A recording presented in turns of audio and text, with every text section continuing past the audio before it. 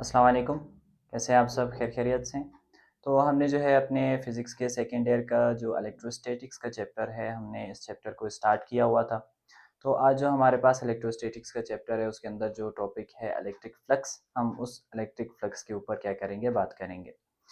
अब यहाँ पर जो पुराने टॉपिक्स थे उसके अंदर हमने एक चीज़ को पढ़ा कि हमारे पास जो पॉजिटिव चार्जेस होते हैं, जब वो नेगेटिव चार्जेस या किसी भी दूसरे चार्जेस के साथ आपस में इंटरेक्शन करते हैं, तो वो चार्जेस अपने अराउंड में एक फील्ड को क्रिएट करते हैं।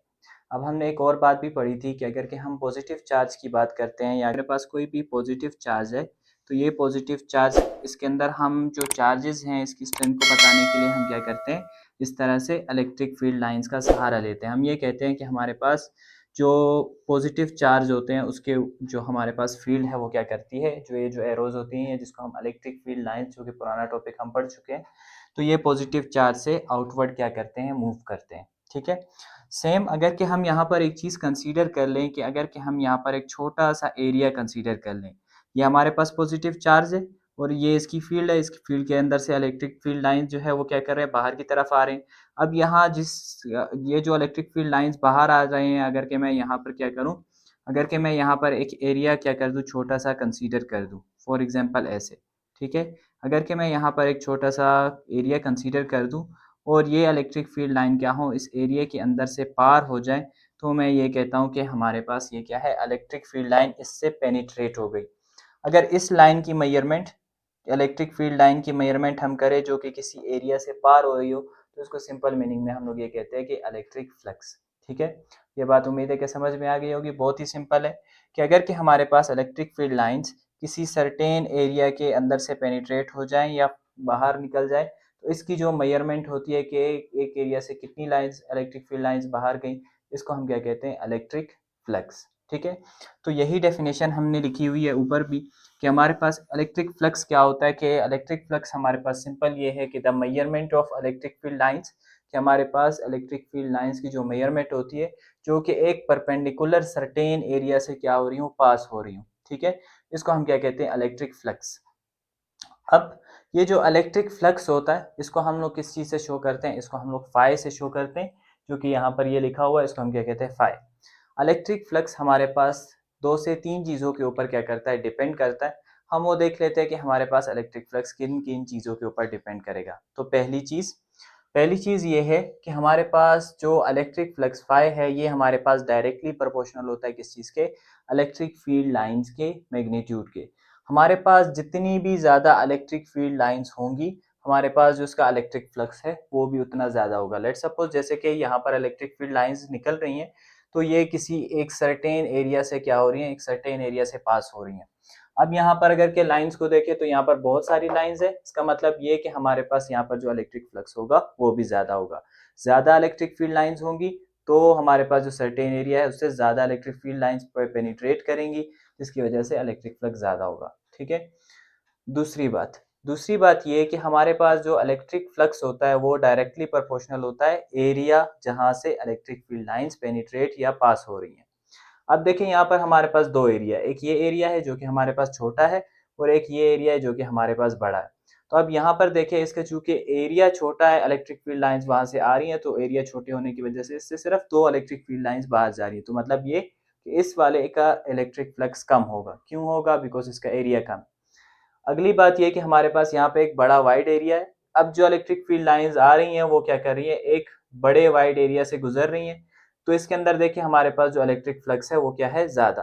तो ज़्यादा अगर एरिया होगा तो उसके साथ जो उसका इलेक्ट्रिक फ्लक्स होगा वो भी ज़्यादा होगा। मतलब ये कि ज़्यादा बड़े एरिया से ज़्यादा इलेक्ट्रिक फील्ड लाइन्स क्या होंगी, पास होंगी, जिसकी वजह से इलेक्ट्रिक फ्लक्स उस एरिया का जो इलेक्ट्रिक फ्लक्स होगा वो होगा ज़्यादा। ठीक है? तीसरी चीज़, अब देखिए तीसरी चीज़ के अंदर हम ये कहते हैं कि हमारे पास जो इलेक्ट्रिक फ्लक्स है, हमारे पास जो इलेक्ट्रिक फ्लक्स है वो डायरेक्टली प्रोपोर्शनल होता है किस चीज़ के, एंगल के। या आप ये सिंपल ये कह सकते हैं कि हमारे पास जो फाई होता है या इलेक्ट्रिक फ्लक्स होता है, वो डिपेंड करता है कि हमारे पास एंगल क्या है बिटवीन जो इलेक्ट्रिक फील्ड लाइन्स पास हो रही हैं और जिस एरिया से पास हो रही हैं। ये बात हमेशा याद रखिए कि इलेक्ट्रिक फील्ड लाइन्स और जो एरिया है, हम उसके एंगल की बात कर रहे हैं। कि अगर कि हमारे पास इलेक्ट्रिक फील्ड लाइन सीधे-सीधे पास हो रही हैं, तो एरिया क्या उसके परपेंडिकुलर है या तो क्या है, उसके पैरेलल है। अब हम इसको देखने की कोशिश करेंगे। ठीक है। तो ये हमारे पास क्या होगा, phi is directly proportional to cos of theta. हम इसको भी समझते हैं। अब देखें इस केस के अंदर हमारे पास दो एरियाज हैं, ठीक है। इलेक्ट्रिक फील्ड लाइंस की एक ही डायरेक्शन है, बट जो एरिया है उसकी डायरेक्शन क्या है, डिफरेंट है। अब यहाँ पर देखिए ये हमारे पास क्या है, ये हमारे पास है एरिया, और इस एरिया के अंदर से जो इलेक्ट्रिक फील्ड लाइंस है वो क्या हो रही है, पास हो रही है। इसको मैंने यहाँ पर भी दिखाया हुआ कि हमारे पास जो electric area of the plane है। अब यहाँ पर एरिया ऑफ द प्लेन में अक्सर कंफ्यूजन होती है कि हम एरिया ऑफ द प्लेन कैसे लेते हैं।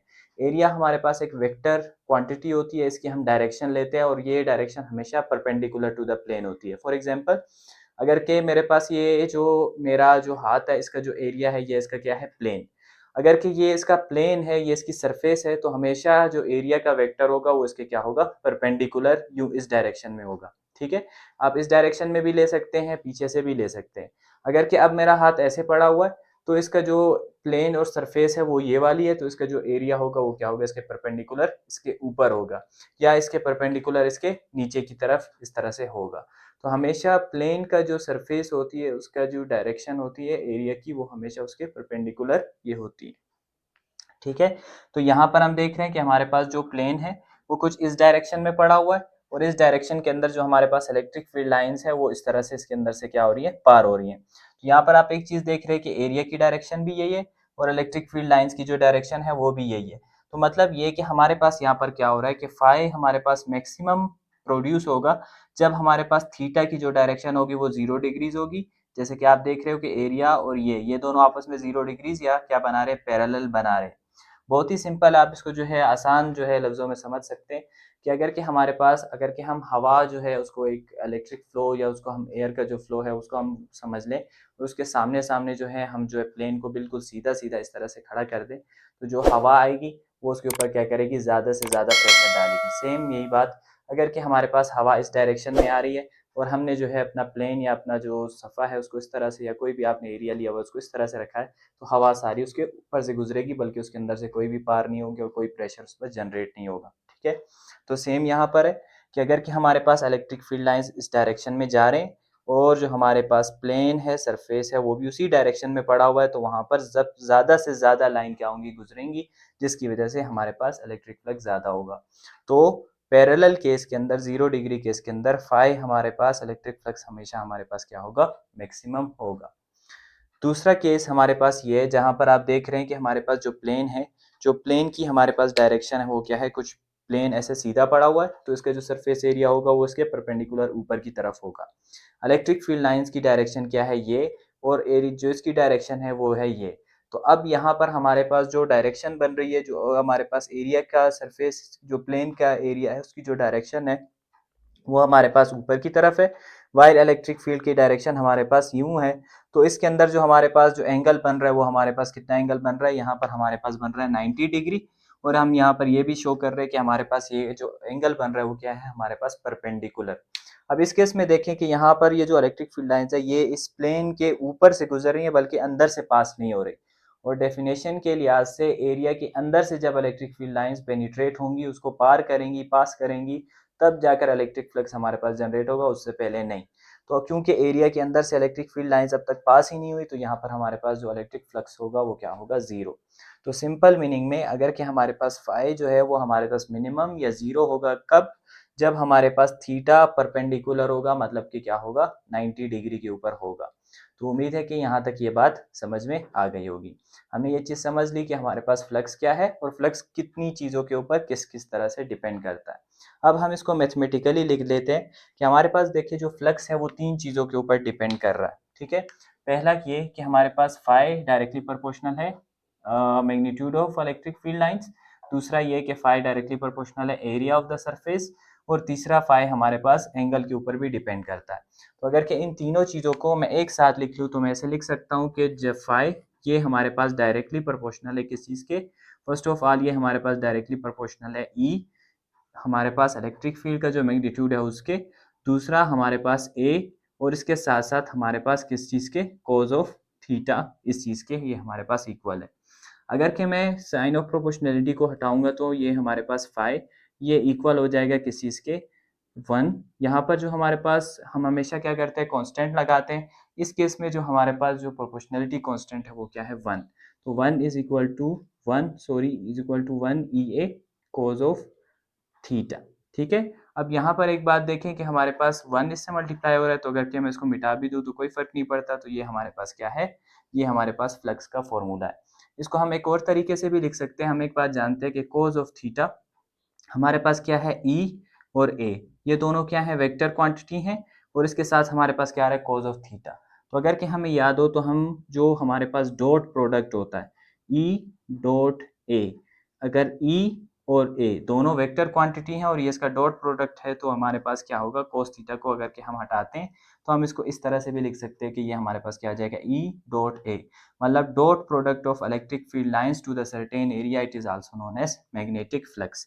और यहाँ से एक बात और भी पता चल गई कि अगर कि हमारे पास दो वेक्टर आपस में मल्टीप्लाई हों और इसकी जो हमारे पास क्वांटिटी है, दो वेक्टर अगर कि आपस में मल्टीप्लाई हों और उसके दरमियान में हमें डॉट दिख रहा हो, तो हमारे पास जो क्वांटिटी होगी इलेक्ट्रिक फ्लक्स, वो क्या होगी, एक स्केलर क्वांटिटी होगी। तो इलेक्ट्रिक फ्लक्स जो है ये हमारे पास क्या है, एक डॉट प्रोडक्ट है और स्केलर क्वांटिटी, और जो इलेक्ट्रिक फ्लक्स है बजाते खुद क्या है, एक स्केलर क्वांटिटी ये।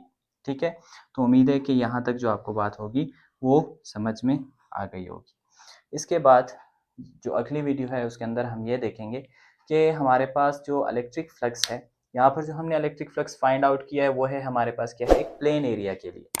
अगर कि हमारे पास इलेक्ट्रिक फ्लक्स एक स्फेयर शेप में हो, या हमारे पास अगर कि हमें इलेक्ट्रिक फ्लक्स एक स्फेयर शेप का फाइंड आउट करना हो, या अगर कि हमने इलेक्ट्रिक फ्लक्स किसी इररेगुलर शेप का फाइंड आउट करना हो, तो उसको हम किस तरह से फाइंड आउट करेंगे। तो अगले लेक्चर में हम इसकी कोशिश करेंगे कि हम जो है इररेगुलर सरफेस या स्फेरिकल सरफेस के ऊपर क्या करेंगे, इलेक्ट्रिक फ्लक्स को फाइंड आउट करने की कोशिश करेंगे। तो उम्मीद है कि यहाँ तक आपको बात समझ में आ गई होगी। अगर आपका कोई भी क्वेश्चन हो तो आप जो है कमेंट सेक्शन में अपना क्वेश्चन मुझ तक पहुँचा सकते हैं। तो तब तक के लिए अल्लाह हाफिज़, शुक्रिया।